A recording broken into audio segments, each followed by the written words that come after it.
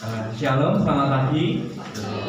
Firman Tuhan, saya mewakili kampus TIPAK mengucapkan terima kasih sudah bersedia menyambut kami di tempat ini untuk melayani pada hari ini. Saya ucapkan terima kasih mewakili teman-teman, dan kiranya apa yang kami persembahkan ini kita akan memuji memuliakannya hanya untuk Tuhan. Yang tahu Bapak itu sungguh baik. Bapak itu mengasihi kita dari hal yang paling kecil hingga yang paling besar. Hari demi hari kasih Bapak itu tidak habis, selalu.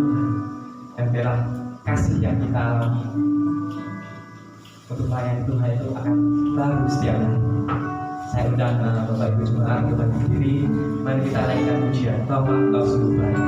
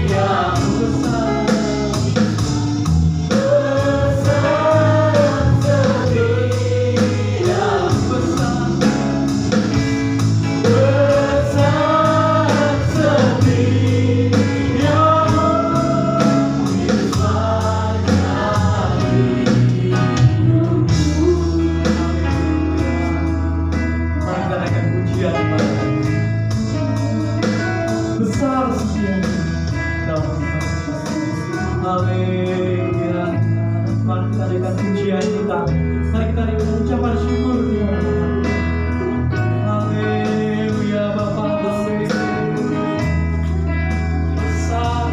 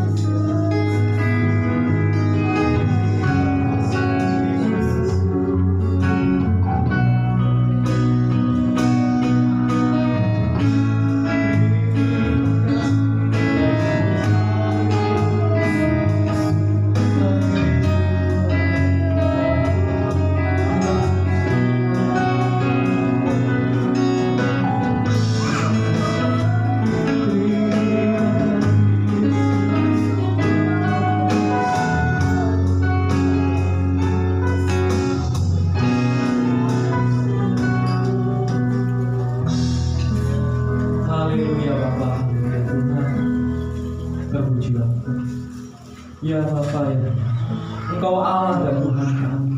Kami bersyukur ya Bapa, mempunyai Allah seperti Engkau, Allah yang dekat dengan hati kami, Allah yang mengizinkan kami untuk memanggil Engkau Bapa.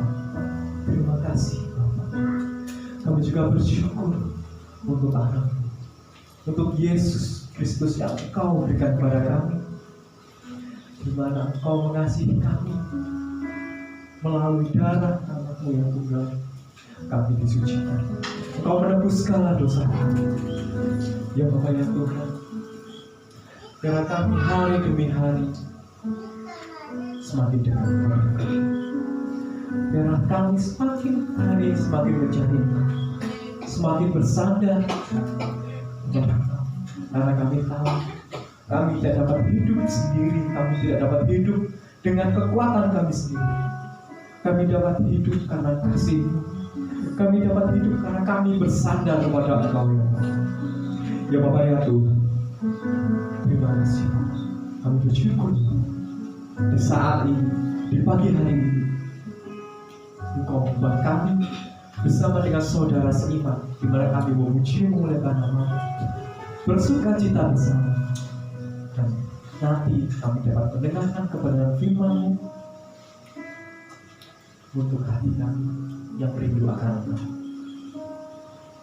Ya Bapa ya Tuhan, Engkau berkati ibadah kami dari awal hingga akhir. Engkau berkati yang mengambil bagian. Ya Bapa ya Tuhan, lebih lanjut kami berdoa untuk hamba-Mu yang akan menyampaikan kepada firman-Mu. Kau urapi ya Bapa, agar firman yang kami dengar dapat menjadi kekuatan dalam hati kami. Terima kasih Bapa. Kami panjatkan puji syukur kami dalam hadirat-Mu di dalam nama Tuhan Yesus. Haleluya. Amin. Terima Tuhan, silakan saudara-saudara. Hari ini adalah hari yang bahagia karena kita bersama memuliakan nama Tuhan.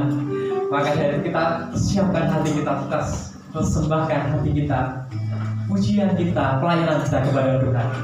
Mari kita naikkan pujian hatiku penuh nyanyian.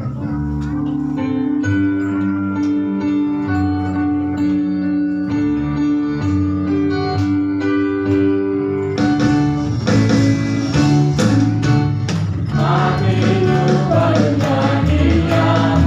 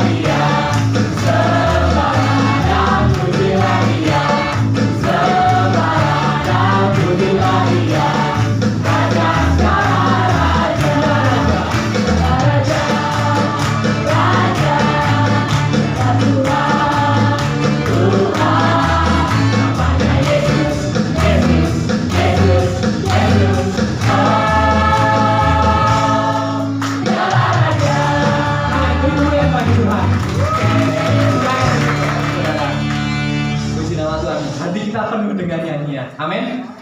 Amin. Maka itu kita nyanyikan untuk Raja kita, untuk Tuhan kita.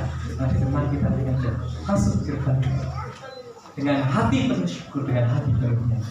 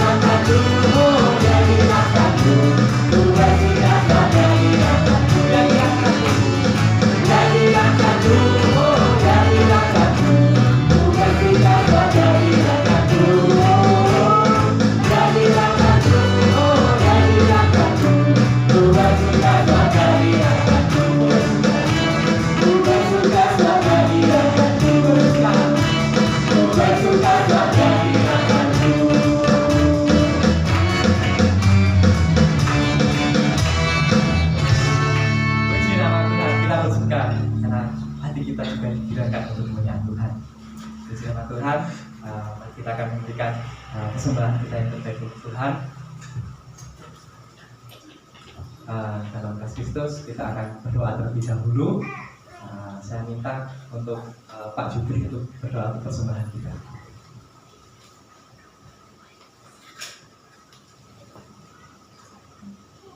Mari kita berdoa bersama-sama. Segala puji bagi nama-Mu ya Allah, kasih dan kemurahan-Mu yang begitu besar yang telah kami terima pada kesempatan hari ini juga. Sudah bimbing kami di sepanjang minggu. Kami telah berpisah di antara satu dengan yang lain. Kami berkarya masing-masing ya Allah melalui segala pimpinan kuasa. Kini tiba saatnya jiwaku memuliakan akan nama-Mu ya Allah. Pada hari ini kami boleh senantiasa berharap pada Dikau yang kudus untuk senantiasa memberkati kami melalui kebenaran firman-Mu. Dan kini biarlah ya Tuhan hatiku bermasyur untuk-Mu ya Allah, dan bahkan kami pun akan bermasyur melalui tangan-tangan kami. Biarlah apa yang kami berikan kepada Dikau yang kudus, kami tahu bahwa Dikau tiada memandang besar ataupun kecil, tapi kami yakin bahwa Tuhanlah suatu kehidupan di dalam kehidupan kami. Ialah dalam langkah-langkah yang selanjutnya Tuhan akan senantiasa memaparkan segala kebenaran-Mu di dalam kehidupan kami masing-masing, dan kami pun boleh melangkah dengan damai dan sukacita. Di dalam nama Tuhan kami Yesus, inilah doa kami. Amin. Amin. Semoga nanti kita nyanyikan persembahan.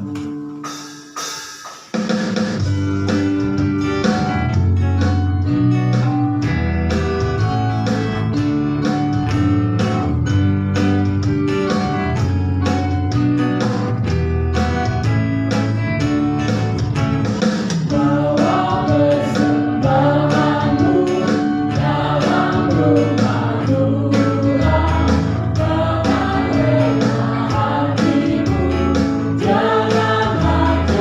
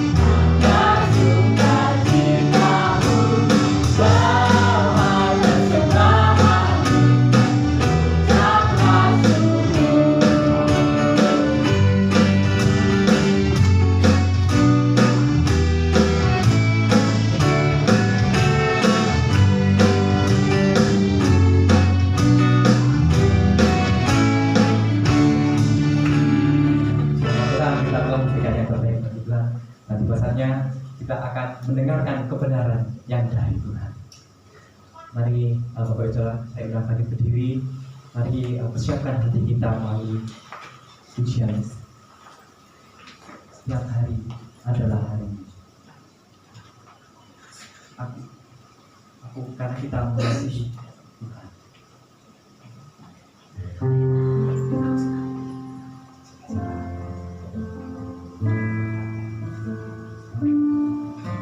Karena hari ini kita rindu akan kebenaran firman Tuhan. Kita persiapkan hati kita untuk Tuhan.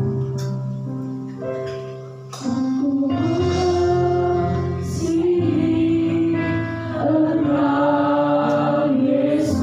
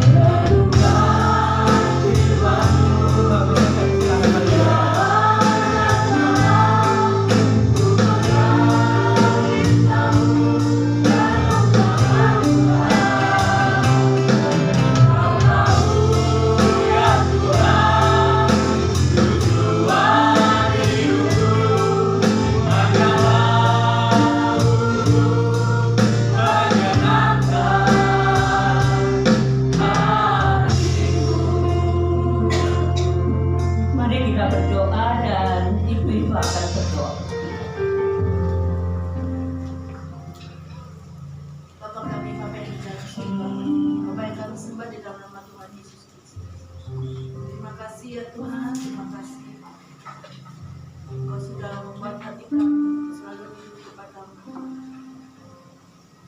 Kami yakin dan percaya Roh Kudus bekerja dalam kehidupan kami, membuahkan hasil dan bisa memberkati orang lain.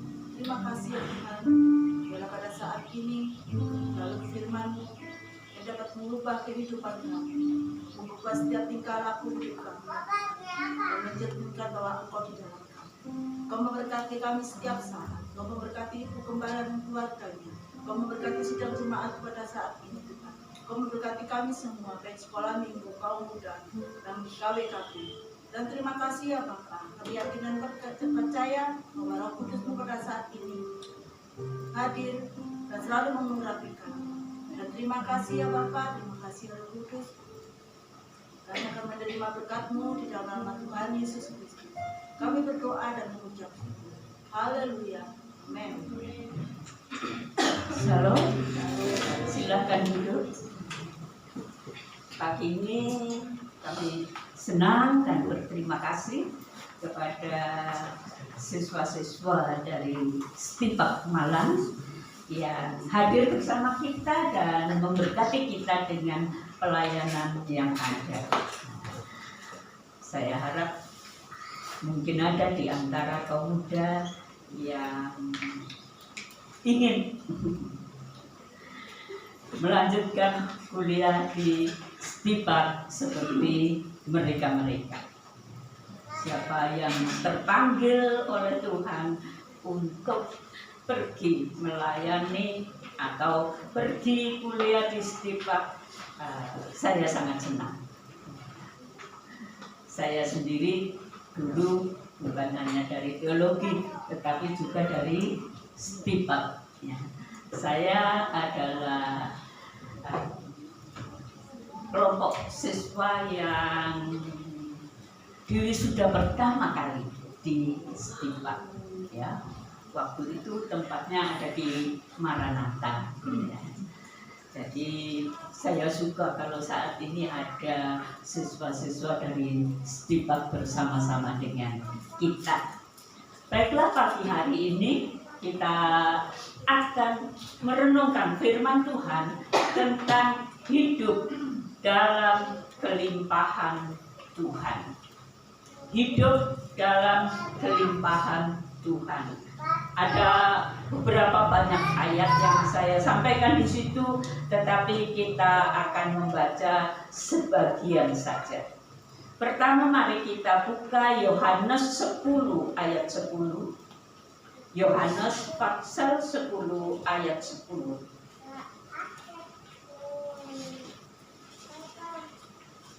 Silakan salah seorang akan membacakan Yohanes 10 ayat 10.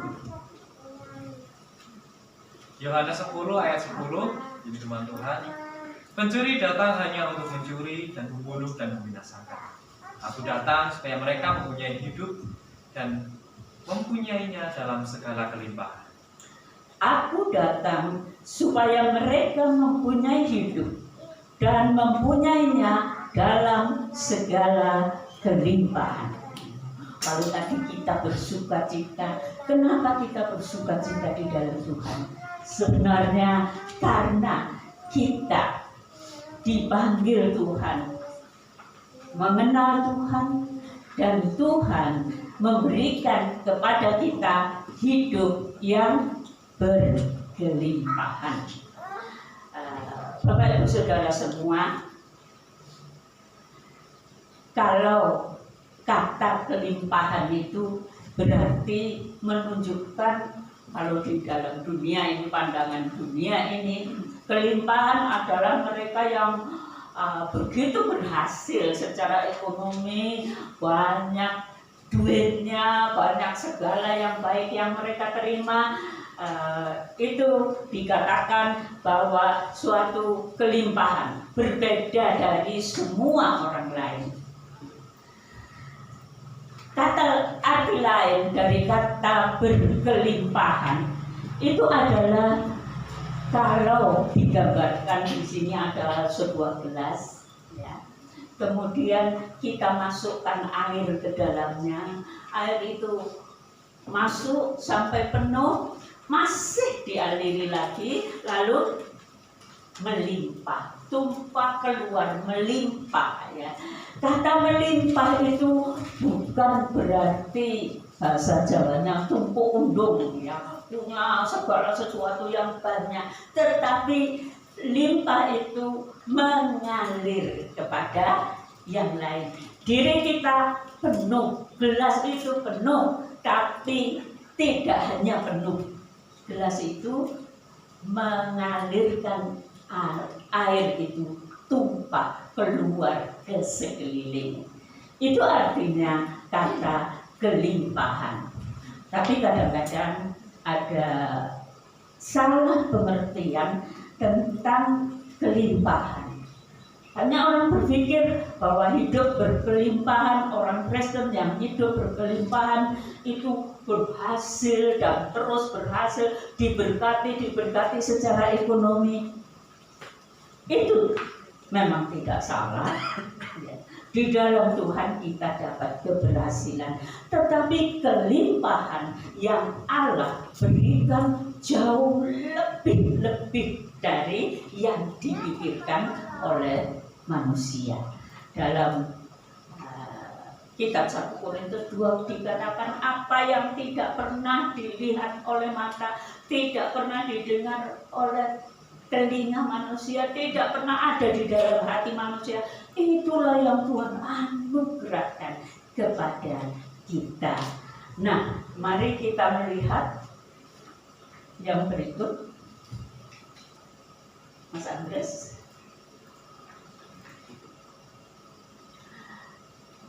Kita melihat di sana gambar apa itu?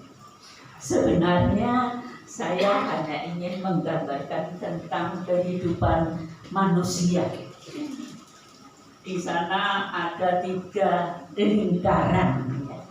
Hidup manusia itu bukan hanya yang jasmani, yang kelihatan, nampak di hadapan orang lain.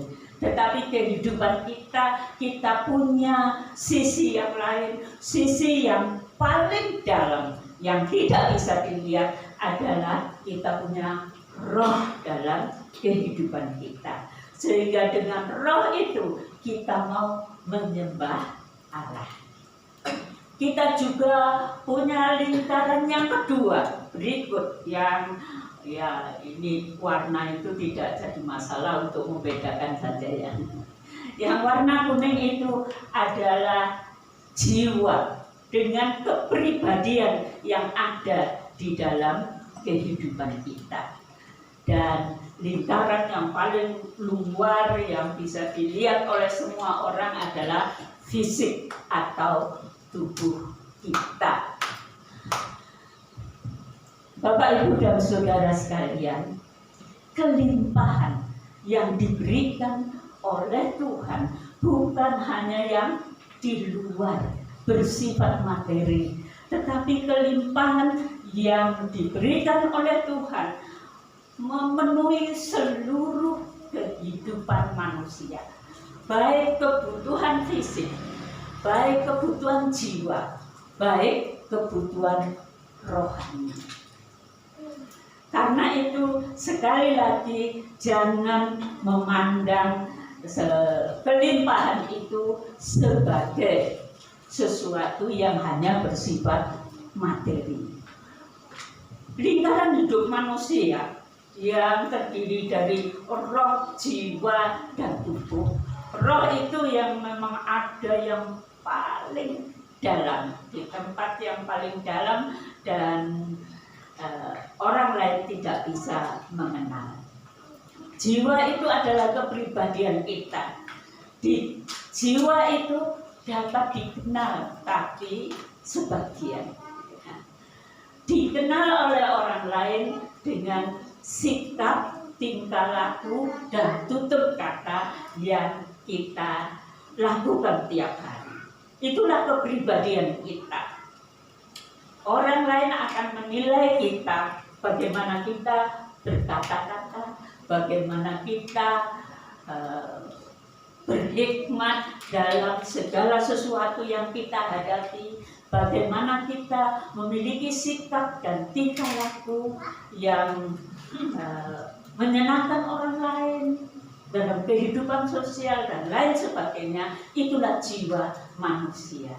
Dan yang ketiga memang fisik yang harus kita pelihara, karena Tuhan juga menganugerahkan fisik bagi kita. Kalau Raja Daud mengatakan, betapa ajaibnya waktu engkau membentuk aku di dalam kandungan ibuku.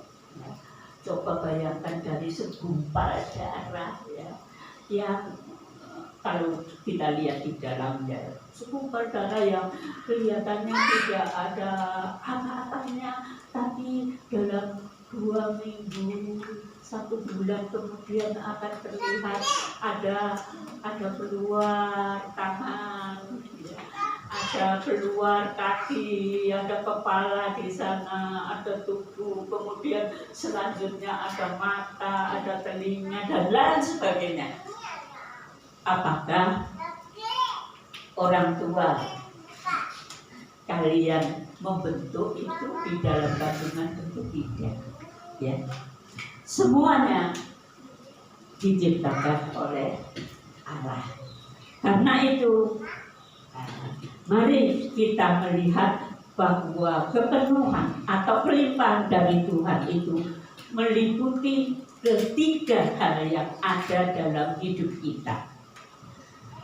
Alkitab mengajarkan bahwa firman Tuhan yang disampaikan ini pertama-tama tidak menembus bagian luar yang fisik kita, tetapi menembus kepada bagian yang paling dalam hidup kita. Tolong baca Ibrani 4 ayat 12 dan 13. Ibrani 4 ayat 12 dan 13. Mari saudara. Ibrani 4 ayat 12 dan 13. Sebab firman Allah hidup dan kuat dan lebih tajam daripada pedang bermata dua manapun. Ia menusuk amat dalam sampai memisahkan jiwa dan roh, sendi-sendi dan sumsum. Ia sanggup membedakan pertimbangan dan pikiran hati kita. Ayat 13. Dan tidak ada suatu makhluk pun yang tersembunyi di hadapannya, sebab segala sesuatu telanjang dan terbuka di depan mata Dia, yang kepadanya kita harus memberikan pertanggungan jawab. Iya, terima kasih. Ia menusuk amat dalam sampai memisahkan jiwa dan roh, sendi-sendi dan sumsum. Ia sanggup membedakan pertimbangan dan pikiran hati kita. Firman Allah itu terutama tidak menembus fisik kita, tetapi seperti pada gambar, firman itu menembus ke bagian yang paling dalam kehidupan kita. Yang paling dalam ialah roh kita. Dan apabila ia telah menembus roh dan jiwa kita, maka firman itu akan mempengaruhi seluruh kehidupan kita. Oleh karena itu, pagi hari ini kita akan melihat bagaimana kelimpahan yang Allah sediakan sejak manusia diciptakan.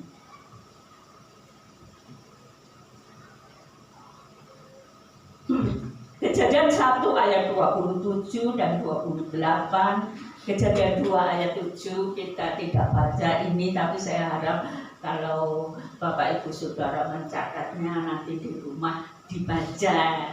Itu sebabnya saya suka tampilkan ayat-ayat supaya kita semua akan selalu belajar merenungkan ayat-ayat firman Tuhan.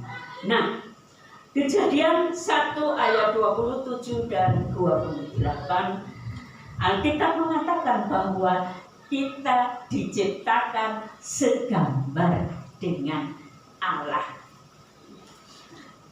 Kejadian 2 ayat 7 mengatakan kita dibentuk oleh tangan Allah sendiri dari apa saudara? Dari debu tanah. Dibentuk oleh Allah, dibentuk jadi seperti kalau kita membentuk lempung gitu ya bahasa Jawanya, tanah yang rekat itu lalu dibentuk jadi boneka-boneka. Demikian juga Allah membentuk debu tanah itu menjadi bentuk seperti kita yang laki-laki, yaitu Bapak Adam. Tapi apakah cukup itu? Apakah cukup Allah membentuk manusia? Tidak cukup. Waktu Allah sudah membentuk manusia, sudah ada segala yang ada di dalamnya.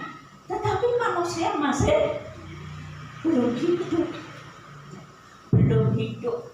Dia sudah berwujud manusia, dia punya semua keberadaan manusia, tapi dia belum hidup. Setelah itu, bagaimana manusia bisa hidup? Allah menghembuskan nafasnya sendiri ke atas patung tadi ya, kelihatan seperti patung. Allah nyebul ya. Kalau bahasanya nyebul patung itu sehingga menjadi manusia yang hidup. Jadi kalau dikatakan kita diciptakan segambar dengan Allah. Kalau dalam bahasa Ibrani-nya yang dihembuskan Allah itu ruah, ya, dapat diartikan sebagai roh. Jadi manusia itu tidak akan menjadi manusia yang hidup tanpa ada roh di dalam dirinya.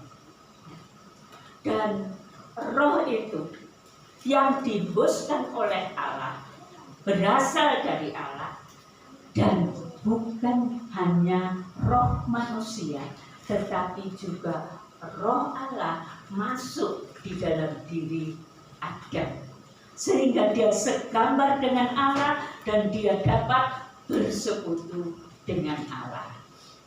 Adam dan Hawa dapat bercengkrama dengan Allah karena roh Allah ada di dalam dirinya. Ada rohnya Adam, ada rohnya Allah. Dan karena manusia telah jatuh dalam dosa, maka Tuhan Yesus turun ke dalam dunia, menjelma menjadi manusia, mati di atas salib untuk mengembalikan yang hilang dari manusia. Dikatakan dalam Roma 3 ayat 23, karena sekalian manusia telah berbuat dosa dan kehilangan kemuliaan Allah. Apa artinya? Roh Allah yang ada dalam kehidupan Adam dan Hawa itu diambil oleh Allah karena mereka telah berdosa. Tetapi kasih Allah luar biasa. Ia mengembalikannya itu kepada manusia melalui salib Kristus. Salib Kristus memberi kelimpahan hidup bagi orang yang percaya dan bertobat kepadanya. Jadi walaupun dia disalibkan untuk mengampuni segala dosa semua manusia sepanjang zaman, tapi hanya mereka yang mau percaya dan bertobat kepadanya, mereka lah yang telah ditembus rohnya tadi oleh Tuhan. Dan setelah mereka percaya dan bertobat, menerima Tuhan dengan sungguh-sungguh dalam hidupnya, maka mereka mempunyai kelimpahan yang disediakan oleh Tuhan. Raja Daud menggambarkan kelimpahan hidup yang dianugerahkan kepada kita itu dalam Mazmur 23 ayat 1 sampai 6. Di sana dikatakan bahwa Tuhan adalah gembala. Takkan kekurangan aku. Dibaringkannya aku di rumput yang hijau. Segala kebutuhan hidup, kebutuhan makanan seperti rumput hijau bagi domba disediakan Allah. Kemudian dibawanya aku kepada air yang tenang. Ada air kehidupan yang mengaliri hidup kita, sehingga ada damai, sejahtera, dan sukacita dalam hidup kita. Dan seterusnya, marilah kita melihat segala kelimpahan itu mulai dari kelimpahan fisik. Yesaya 53 ayat 4 dan 5, tolong dibacakan saudara. Yesaya 53 ayat 4 dan 5.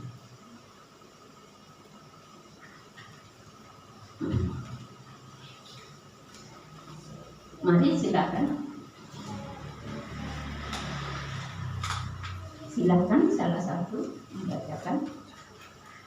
Yesaya 53 ayat 4 dan 5. Tetapi sesungguhnya penyakit kitalah yang ditanggunginya, dan kesengsaraan kita yang dipikulnya. Padahal kita mengira dia kena ulah, dipukul dan ditindas Allah. Tetapi dia ditikam oleh karena pemberontakan kita, dia diremukkan oleh karena kejahatan kita. Ganjaran yang mendatangkan keselamatan bagi kita ditimpakan kepadanya, dan oleh bilur-bilurnya kita menjadi hidup. Dan oleh bilur-bilurnya kita pun disembuhkan.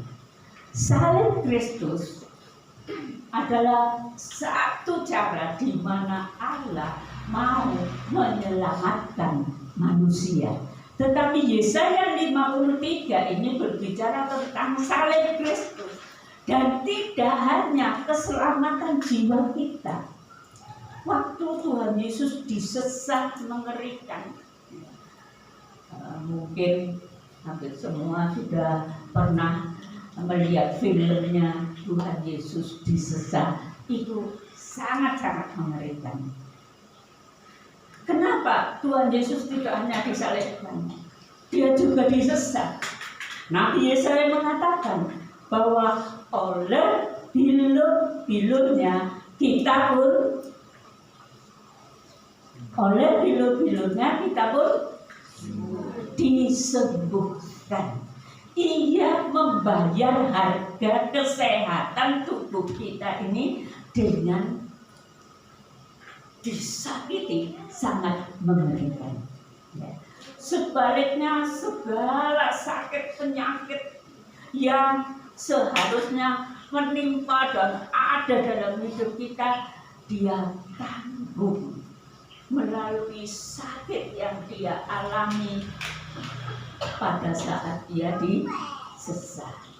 Bapak Ibu, saudara sekalian, jadi kelimpahan secara fisik itu yang terutama adalah kesehatan, kesembuhan dari sakit penyakit. Ya.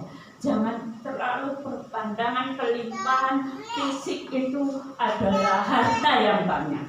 Orang bisa mempunyai harta yang sangat banyak, tetapi uang itu tidak bisa menebus rasa sakit. Walaupun saudara mungkin punya uang yang bagaimanapun, kalau sudah terkena kanker yang berat, rumah sakit berusaha untuk membuat sembuh, tetapi begitu sulit. Tapi Tuhan Yesus mati di atas kayu salib, Ia juga tidak hanya menyelamatkan, tapi Ia menyediakan kesembuhan. Bukankah kesehatan itu paling penting dalam kehidupan kita? lebih penting dari segala harta. Kita bersyukur Tuhan Yesus menyediakan untuk kita kesehatan.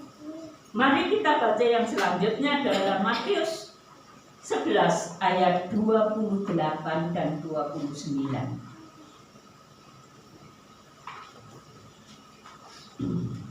Saya akan bacakan.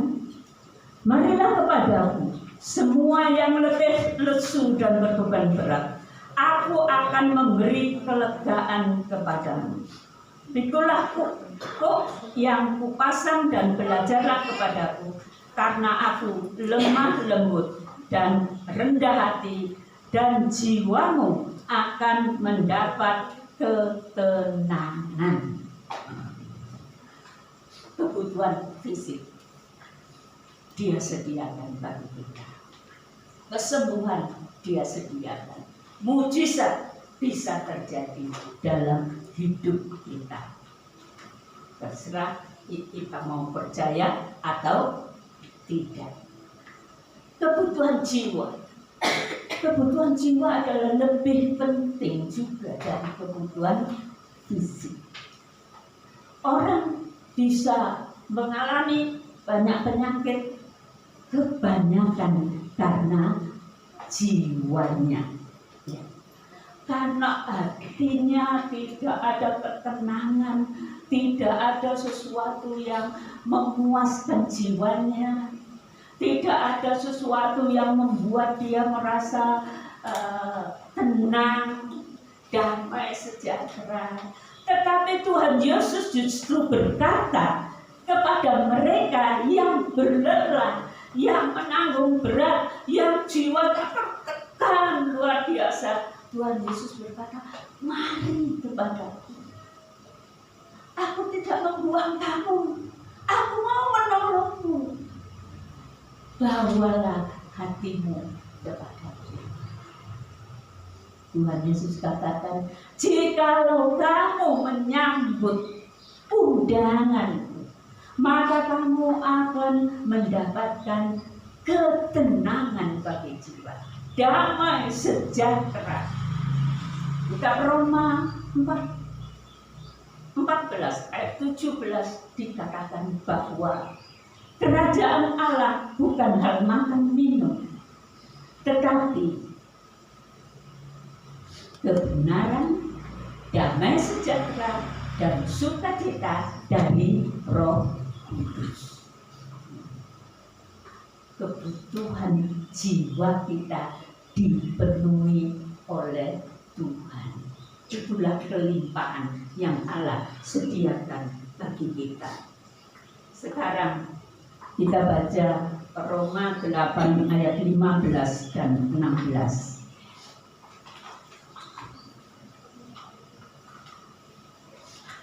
Mari silakan kalau ada yang mau membacakan. Roma 8 ayat 15 dan 16.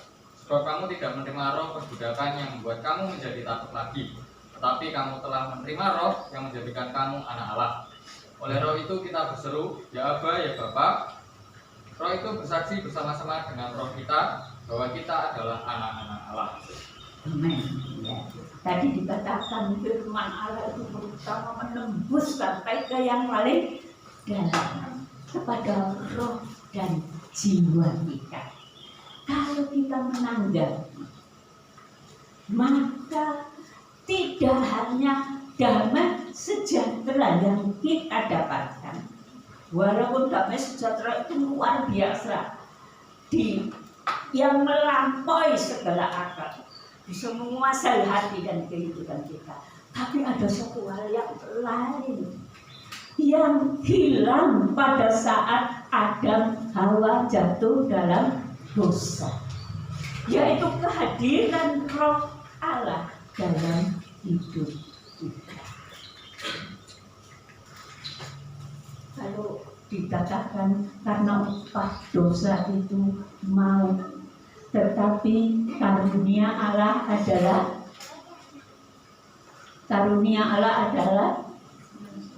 hidup kekal di dalam Tuhan kita Yesus Kristus. Lalu kalau saudara membaca di dalam kitab Yohanes 17 ayat 3. Apakah hidup kekal itu? Hidup kekal itu adalah pengenalan akan Allah Bapa dan Tuhan Yesus Juru Selamat oleh pekerjaan Roh Kudus. Nah, inilah yang paling utama dalam hidup kita. Kita dianugerahkan Roh Allah diam dalam diri kita untuk membawa kita memiliki suatu persekutuan yang intim dengan Allah. Allah yang maha tinggi, Allah yang maha suci, Allah yang maha besar itu merelakan dirinya untuk intim dengan kita dengan cara Rohnya tinggal di dalam hati dan jiwa orang yang sudah bertobat. Kalau nggak bertobat masih hidup dalam dosa, apakah Roh Allah mau tinggal di dalam hati? Tentu tidak. Jadi inilah sebuah kelimpahan yang tidak mungkin dikenal oleh orang yang tidak mengenal Allah. Tidak ada satupun orang yang tidak mengenal Allah di dalam Yesus Kristus Tuhan kita yang bisa bertemu dengan Allah, yang bisa memiliki persekutuan intim dengan Allah, yang bisa mendengar suara Allah berbicara di dalam hatinya. Tidak ada, tak seorang pun bisa. Karena tanpa dosa manusia dihapuskan oleh darah Yesus, seorang tidak akan menjadi kudus dan Roh Allah tidak ada di dalamnya. Jadi marilah kita bersyukur kepada Allah karena Dia memberi satu kelimpahan yang lain daripada yang lain, yang tidak dimiliki oleh siapapun yang tidak mengenal Allah di dalam Yesus Kristus. Lalu bagaimana kita hidup dalam kelimpahan itu? Apa ada ya orang Kristen rajin ke gereja, tapi waktu menghadapi masalah dia merasa terpuruk luar biasa, kemudian karena merasa tidak bisa menghadapi masalah, cari rebon mungkin, cari sesuatu yang dapat membuat dia mati, meninggalkan dunia ini. Ada tidak? Menurut saudara ada tidak orang Kristen yang bunuh diri? Ada. Kenapa? Kok bisa orang Kristen bunuh diri? Iya, karena dia tidak menikmati hidup di dalam kelimpahan yang Allah sediakan baginya. Lalu karena itu, mari jangan ada satu di antara kita nanti tiba-tiba tahu-tahu saya dengar bunuh diri. Jangan ya, saya tidak ingin, apalagi Tuhan Yesus tidak ingin.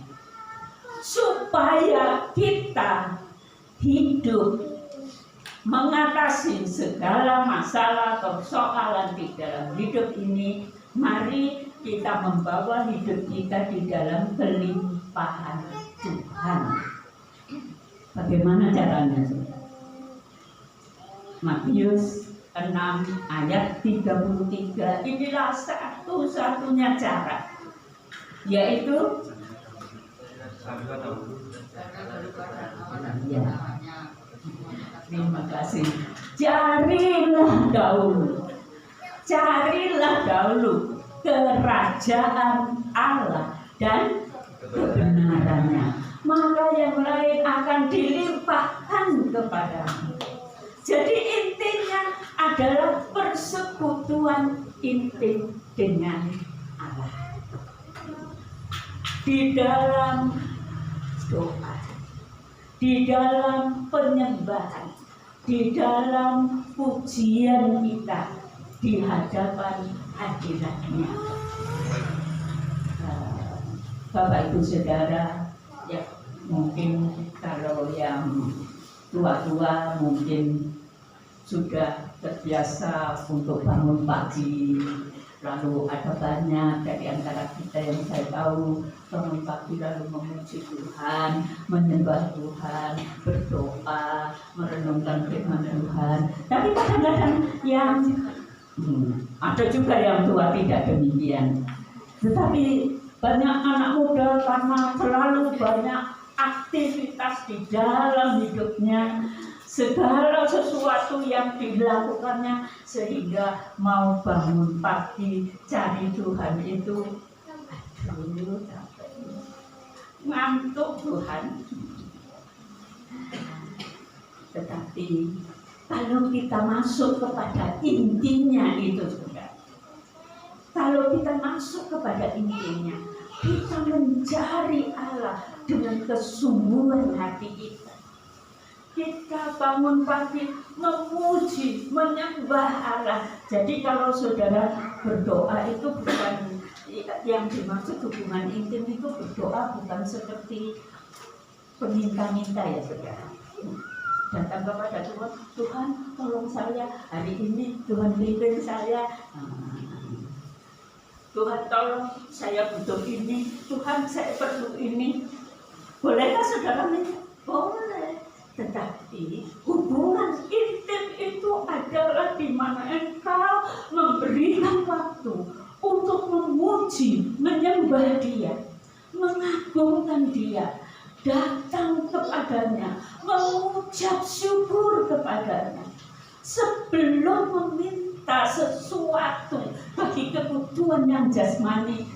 Masuklah dalam kebutuhan yang rohani, di mana engkau dapat bersekutu dengan Dia, engkau dapat intim dengan Dia, engkau dapat mengenal Dia, engkau dapat mendengar suaranya, dan semua itu hanya bila hatimu mau menyembah, memuji, dan memuliakan Allah sebelum berbuat yang lain. Carilah dahulu kerajaan Allah dan kebenarannya. Kebenarannya apa itu saudara? Firman Tuhan. Raja Daud mengatakan bahwa orang yang mengasihi Taurat Tuhan, yang merenungkannya siang dan malam, apapun yang dibuatnya akan berhasil. Ingat, intinya di sana. Engkau dekat dengan Tuhan, merenungkan firman Tuhan, mencari Tuhan, minta Roh Kudus menerangi hatimu, minta Roh Kudus memimpin hidupmu, maka jaminan firman Tuhan terjadi dalam hidup kita. Apapun yang engkau lakukan akan berhasil. Jadi marilah kita menjadi orang Kristen yang tidak hanya Kristen KTP, yang tidak hanya Kristen tidak mengenal Allahnya, tetapi marilah kita hidup dahulukan yang membuat engkau intim dengan Allah, yang membuat engkau dekat lebih hari, lebih dekat dengan Dia. Maka Dia akan hadir dalam hidup. Damai sejahteranya yang melampaui segala akal menyertai hidup. Dan engkau tidak hidup di dalam kekuatan sendiri. Kalau engkau sudah mencari Allah lebih dahulu, lalu kemudian engkau minta Roh Kudus pimpin saya oleh Tuhan. Galatia 5 ayat 25 mengatakan bahwa kalau kita telah diselamatkan, telah dihidupkan oleh Roh, biar hidup kita dipimpin oleh Roh. Ya, tiap pagi datang kepada Tuhan dan katakan, Tuhan, hari ini aku tidak dapat berjalan sendiri. Aku perlu Engkau, Allah Roh Kudus, pimpin hidupku. Allah Roh Kudus penuhi hidupku. Allah Roh Kudus mengalir dalam hidupku. Agar aku dapat menjalani hidup ini dengan pimpinan Roh-Mu, dan ada sukacita, ada damai sejahtera, ada hati yang gembira, bukan gembira karena banyak uang, tetapi gembira karena kehadiran Allah mengaliri hidup kita. Amin. Karena itu ambillah keputusan pagi ini. Tuhan, saya mau hidupku ini berarti. Saya mau hidupku ini tidak hanya yang di luarnya saja ya Tuhan. Saya mau hidupku sungguh berarti karena aku hidup intim dengan Engkau. Aku mau menyerahkan seluruh hidupku kepadamu Tuhan, karena Engkau sungguh baik. Yesus yang memberi jaminan kepada kita untuk seluruh kebutuhan kita. Kalau kita memuji, menyembah Dia, Dia hadir di tengah kita. Mari kita berdiri bersama-sama dan kita menyanyikan Yesus, Kau sungguh baik.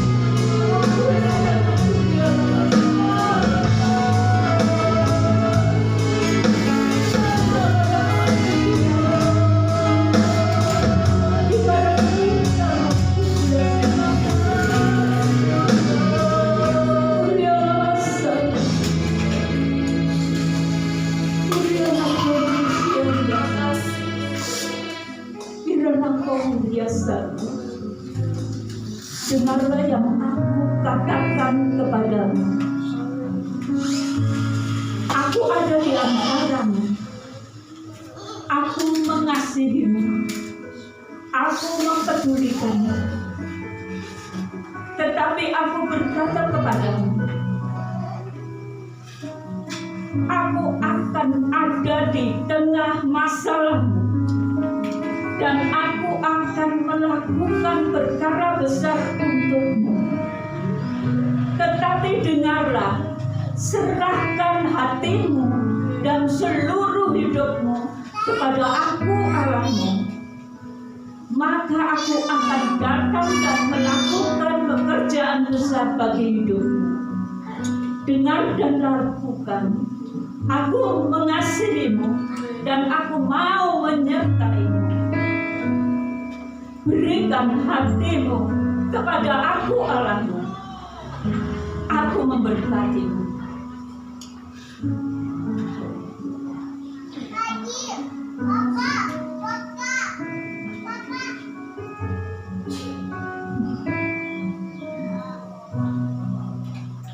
Mari saudara, jangan tunggu hari esok. Saat ini Dia memanggilmu.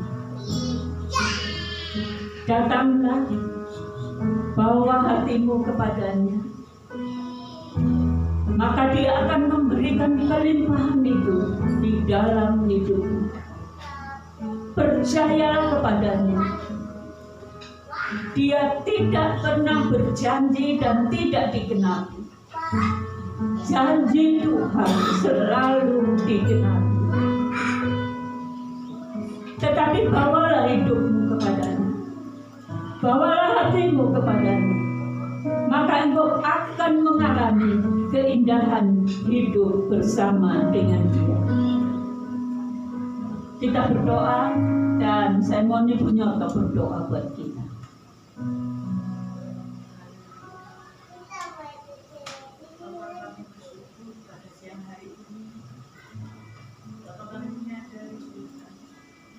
Tanpa penebusan di atas kayu salib, kami adalah orang yang berdosa. Tapi kami bersyukur Tuhan, oleh karena penebusan di atas kayu salib, sehingga kami diangkat menjadi anak-anak. Terima kasih Bapa. Kami bersyukur, kami punya Allah seperti Engkau, Allah yang senantiasa ada buat kami. Allah yang senantiasa berkarya di dalam hidup kami melalui Roh Kudus-Mu Tuhan, sehingga hidup kami berkelimpahan. Sekalipun Tuhan, saat kami mengalami segala pencobaan, kami tahu Tuhan Kau ada beserta kami. Kau senantiasa melimpahkan berkat bagi kami, pertolongan-Mu Tuhan setiap waktu.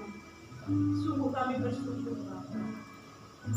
Dan saat ini Tuhan ajar kami untuk menyerahkan segenap hidup kami, jiwa roh kami hanya kepada-Mu ya Tuhan. Sehingga kami mengerti akan segala kehendak-Mu di dalam kehidupan kami. Dan kami percaya Tuhan, setiap kami yang hadir pada saat ini Tuhan, Roh Kudus-Mu memenuhi kami, memimpin setiap langkah kehidupan kami setiap hari. Bahkan Tuhan, Pak akan memakai setiap kami untuk menjadi berkat bagi kemuliaan nama Tuhan. Terima kasih Bapa. Kiranya Tuhan juga memberkati hamba-Mu yang telah menyampaikan firman-Mu Tuhan. Biarlah firman-Mu ini Tuhan jadi pelita di dalam kehidupan kami, dan kami melakukannya di dalam kehidupan kami hari lepas hari. Jadi berkat bagi Allah kemuliaan nama Tuhan. Terima kasih Bapa. Kami bersyukur pada siang hari ini, berkat yang dan pada surga telah kami terima Tuhan, dan pakailah hidup kami Tuhan jadi saluran berkat bagi orang lain. Terima kasih Bapak, inilah doa kami dalam nama Tuhan Yesus kami sudah berdoa. Haleluya. Kita akan bersatu hati berdoa buat Ibu Lis yang ada di rumah sakit, dan nanti Ibu Setiati akan berdoa buat Ibu Lis.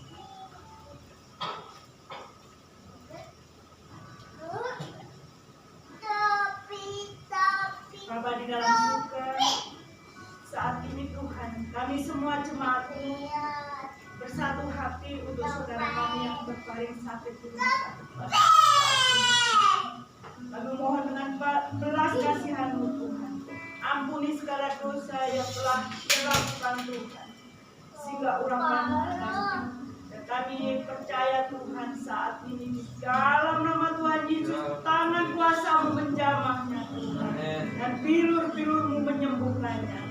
Tuhan, kami percaya sakit penyakit Tuhan telah tebus dengan bilur-bilur-Mu dan mereka menjadi sembuh. Terima kasih Bapa di dalam surga. Dan kami percaya Tuhan, untuk saudara-saudara kami yang mengalami sakit penyakit kelemahan tubuh, kami percaya di dalam nama Tuhan Yesus mereka boleh disembuhkan. Dan terutama Tuhan, saat ini kami bersatu hati, mereka yang mulai lemah imannya Tuhan, kami percaya dengan lawat lagu mereka boleh dikembalikan bersama-sama di tempat ini untuk memuji memuliakan nama Tuhan. Terima kasih Bapa di dalam surga. Kami percaya kesembuhan pasti terjadi. Kuasa mujizat-Mu Tuhan atas Luis dan saudara-saudara kami yang lain. Terima kasih Bapa. Kami percaya Tuhan, tangan kuasa-Mu menjamahnya saat itu.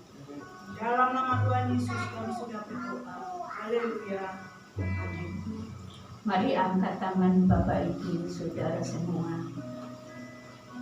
Bapak Ibu Saudara yang saya kasihi, marilah kita pulang dengan segala berkat surga yang Bapa Surgawi sediakan bagi kita. Dan marilah kita pulang bersama kasih karunia dari Tuhan kita, Yesus Kristus. Marilah kita pulang bersama dengan Allah Roh Kudus yang menyertai kita, yang menguatkan kita, yang menghibur kita, yang memimpin kita, dan yang mengurapi kita, sehingga kita dapat menjadi berkat bagi banyak orang yang membutuhkan Tuhan. Mari kita pulang bersama dengan Allah Roh Kudus dari saat ini sampai Maranatha, Tuhan datang yang kedua kali. Di dalam nama Tuhan Yesus, saudara yang percaya katakan amin. Silakan duduk Bapak Ibu Saudara. Pengumuman hari ini